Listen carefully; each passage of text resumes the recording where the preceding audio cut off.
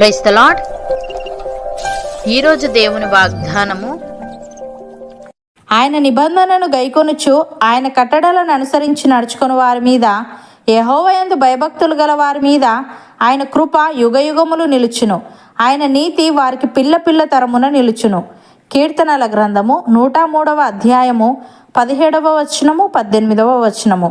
సహోదరి సహోదరులారా, ఈ వాక్యం దేవుడు తన భక్తులకు ఇచ్చే శాశ్వతమైన వారసత్వాన్ని గురించి వివరిస్తుంది. లోకంలో మనుషులు ఇచ్చే ప్రేమ లేదా ఆస్తిపాస్తులు ఒక తరంతో ముగిసిపోవచ్చు, కానీ దేవుని కృప మరియు నీతి మాత్రం మనతోనే ఆగిపోదు.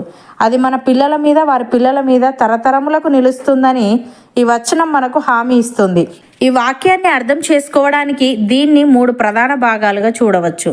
మొదటిగా ఆయన నిబంధనను గైకొనుచు అని ఉంది. ఇక్కడ నిబంధన అంటే దేవునికి మరియు మనకు మధ్య ఉన్న ఒక పవిత్రమైన ఒప్పందం. దేవుడు మనకు తండ్రిగా ఉంటానని, మనం ఆయన బిడ్డలుగా ఉండాలని ఆయన కోరుకుంటున్నాడు. ఆ నిబంధనను గైకొనడం అంటే ఆయన మాటను గౌరవించడం, ఆయన మనకి ఇచ్చిన వాగ్దానాలను నమ్మడం. మనం దేవునికి నమ్మకంగా ఉన్నప్పుడు ఆయన మన పట్ల చేసిన నిబంధనను ఎన్నటికీ మర్చిపోడు. ఉదాహరణకు, దేవుడు అబ్రహాముతో, నేను నిన్ను ఆశీర్వదించి నీ సంతానాన్ని ఆకాశ నక్షత్రాల వలె విస్తరింపజేస్తానని మాటిచ్చాడు. అబ్రహాముకు వృద్ధాప్యం వచ్చినా సంతానం కలుగుతుందన్న దేవుని మాటను నమ్మాడు. దేవుడు తన కుమారుడైన ఇస్సాకును అడిగినప్పుడు కూడా వెనుకాడలేదు. దేవుని మాట మీద పూర్తి నమ్మకం ఉంచడమే నిబంధనను గైకొనడం. నిబంధన అనేది 2 వైపులా ఉంటుంది. దేవుడు తన వంతుగా ఎప్పుడూ నమ్మకస్తుడే. మనం మన వంతుగా ఆయన మాటను గైకొన్నప్పుడు ఆ నిబంధన సంపూర్ణమవుతుంది. రెండవదిగా ఆయన కట్టడలను అనుసరించి నడుచుకుని వారి మీద అని ఉంది. ఇక్కడ కట్టడలు అంటే దేవుడు మనకి ఇచ్చిన మార్గదర్శకాలు. అవి మనల్ని ఇబ్బంది పెట్టడానికి కాదు, మనల్ని కాపాడటానికి ఇవ్వబడ్డాయి. దేవుని వాక్య ప్రకారం నడుచుకోవడం అంటే లోకపు రీతిగా కాకుండా దేవుని చిత్త ప్రకారం జీవించడం. మనం ఆయన మార్గంలో నడుస్తున్నప్పుడు ఆ దారి మనల్ని ఎప్పటికీ తప్పుదోవ పట్టించదు. అది ఆశీర్వాదకరమైన ముగింపుకు మనల్ని చేరుస్తుంది. ఉదాహరణకు, దేవుడు ఇజ్రాయేలీలకు అరణ్యంలో మన్నాను కురిపించినప్పుడు ఒక కట్టడ నియమించాడు. ప్రతిరోజు ఎవరికి కావలసినంత వారు ఏరుకోవాలి. 7వ రోజున విశ్రాంతి దినం కాబట్టి 6వ రోజే రెట్టింపు తెచ్చుకోవాలి. ఎవరైతే దేవుని మాట విని 7వ రోజున బయటకు వెళ్లకుండా విశ్రాంతి తీసుకున్నారో వారు ఆశీర్వదించబడ్డారు. దేవుని కట్టడలు మన సమయాన్ని, శ్రమను ఆదా చేస్తాయి. మూడవదిగా ఆయన కృప యుగయుగములు నిలుచును. ఆయన నీతి వారికి పిల్ల పిల్ల తరమున నిలుచును అని ఉంది. ఇది ఈ వాక్యంలోని అత్యంత గొప్ప ఆశీర్వాదం. మనం దేవుని యందు భయభక్తులు కలిగి ఉంటే ఆ పుణ్యం కేవలం మనకే కాదు, మన తర్వాత వచ్చే పిల్ల పిల్ల తరమునకు అందుతుంది. మనం ఈరోజు చేసే ప్రార్థన, మనము చూపే భయభక్తులు మన పిల్లల భవిష్యత్తుకు ఒక పెద్ద ఆత్మీయ బీమా వంటిది. మనము లేకపోయినా దేవుని కృప మన పిల్లలను వెన్నంటి ఉంటుంది.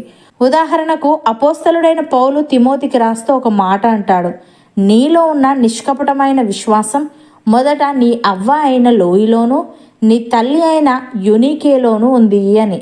తిమోతి ఒక గొప్ప దైవజనుడు అవ్వడానికి కారణం ఆయన కంటే ముందున్న 2 తరాల స్త్రీలు దేవుని యందు చూపిన భయభక్తులే. వారు వేసిన ఆత్మీయ పునాది తిమోతిని ఉన్నత స్థానంలో నిలబెట్టింది. తల్లిదండ్రులు ఈరోజు చూపే క్రమశిక్షణ వారి పిల్లల జీవితాల్లో ఒక గొప్ప సాక్ష్యంగా మారుతుంది. వారు మోకాళ్ళ మీద ఉండి చేసే ప్రార్థన రేపు వారి పిల్లలు ప్రపంచంలో తలెత్తుకొని నడవడానికి పునాది అవుతుంది. వారు దేవుని నీతిని అనుసరిస్తే వారి పిల్లల బాధ్యతను దేవుడే స్వయంగా తీసుకుంటాడు. ప్రియులారా, మీరు మీ పిల్లల భవిష్యత్తు గురించి ఆందోళన చెందుతున్నారా? వారికి ఆస్తిపాస్తులు ఇవ్వలేకపోతున్నామని బాధపడుతున్నారా? గుర్తుంచుకోండి, మీరు ఇచ్చే డబ్బు కంటే మీరు ఇచ్చే ఆత్మీయ వారసత్వం గొప్పది. మీరు దేవుని నిబంధనను గైకొని ఆయన కట్టడల ప్రకారం నడుచుకుంటే దేవుని నీతి మీ పిల్లల మీద, వారి పిల్లల మీద కవచంలా ఉంటుంది. లోకం వారిని ఏమి చేయలేదు. దేవుడే వారికి సంరక్షకుడిగా ఉంటాడు. ఆయన కృప యుగయుగములు మీ కుటుంబం మీద నిలుస్తుంది. నమ్మిన వారు నాతో పాటు ప్రార్థనలో ఏకీభవించండి.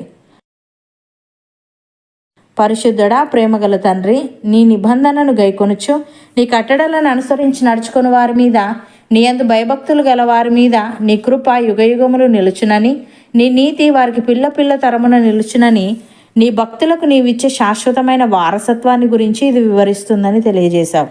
తండ్రి, నీకు స్తుతులు. దేవా, నీ మాట మీద పూర్తిగా నమ్మకం ఉంచడమే నిబంధనను గైకొనడం గనుక మేము మా వంతుగా నీ మాటను గైకొన్నప్పుడు నీ నిబంధన సంపూర్ణమవుతుంది గనుక మేము లోకపు రీతిగా కాకుండా నీ వాక్య ప్రకారం నడుచుకునే వారంగా ఉండుటకు సహాయము దయచేయమని, మేము ఈరోజు చేసే ప్రార్థన, మేము చూపే భయభక్తులు మా పిల్లల భవిష్యత్తుకు ఒక పెద్ద ఆత్మీయ బీమా వంటివి గనుక మేము లేకపోయినా నీ కృప మా పిల్లలను వెన్నంటి ఉంటుంది గనుక మేము నీ అందు భయభక్తులు కలిగి నీ నీతిని అనుసరించే వారంగా ఉండుటకు కృప చూపమని, మా పిల్లల యొక్క బాధ్యతను స్వయంగా నీవే తీసుకోమని యేసుక్రీస్తు నామమున ప్రార్థిస్తున్నాము తండ్రి. ఆమెన్.